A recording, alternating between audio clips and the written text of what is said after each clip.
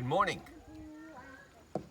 Happened to be at a lake this morning and just out on the dock having my devotion and just thought I'd include you with it. Proverbs chapter 21 tells us the king's heart is in the hand of the Lord. And as the rivers of water, he turns it wherever he will. You know, so many times we think that I can't get a raise or I can't get a change in life because I can't get my circumstances changed. And you're thinking about ways that you can manipulate that. If I could get my friend to talk to my boss, or if I could get somebody to do something, maybe I could work this thing out. When the greatest boss of all is God.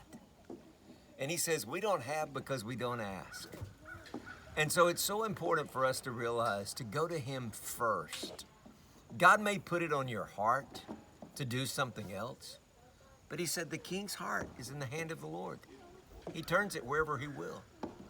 And so many times we frustrate as if we could do that if it's an ant trying to frustrate an elephant.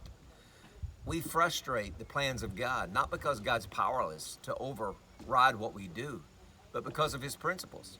He's waiting upon us to trust him. He tells us in Proverbs 3:5-6, trust in the Lord with all thine heart, and lean not unto thine understanding. In all thy ways acknowledge him, and he'll bring it to pass. He said, I'll bring it to pass. But what is the precondition? Trust in me with all your heart. Trust in me first, then I'll bring it to pass. I control the king's heart. You know, we're sitting here with COVID and all of this chaos, the burning cities, things are taking place, and it seems like just more people lose their jobs, and you know, you can't go eat anywhere, or you've got to wait an hour because they have to seat 20 people in a restaurant that holds 200 and all this kind of thing. And you say, is life ever going to get back to normal? Well, really, that's not in our hands, is it? It's in God's hands. And I can frustrate myself, and I can be anxious, and I can worry, and I can think about my bank account, and I can think about how long it's going to last. And God would have us be responsible, but he would not have us be anxious. He tells us, be not anxious. I want you to focus on that water behind me.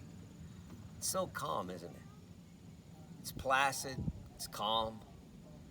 And if God could get our hearts to be like that, to where we're so at peace with him and what he's doing, that we really don't focus on the king, do we? That he needs his heart changed. We don't figure out a way to do that ourselves. We don't wonder how we're going to meet this person, or how we're going to change our lives, and how we're going to make things better.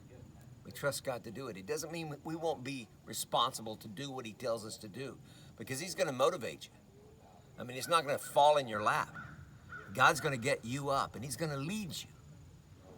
But first, it comes with that peaceful heart. It comes with that heart as calm as a lake that says, my Father loves me enough to send his son to die for me. Then he loves me enough to direct my paths. I can trust him. I can trust him for everything. And I'm going to do that today.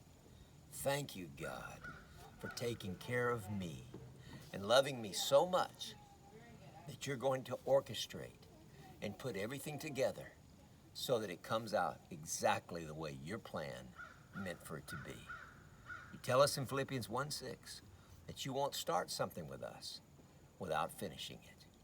Thank you, God. Have a great day. God bless you.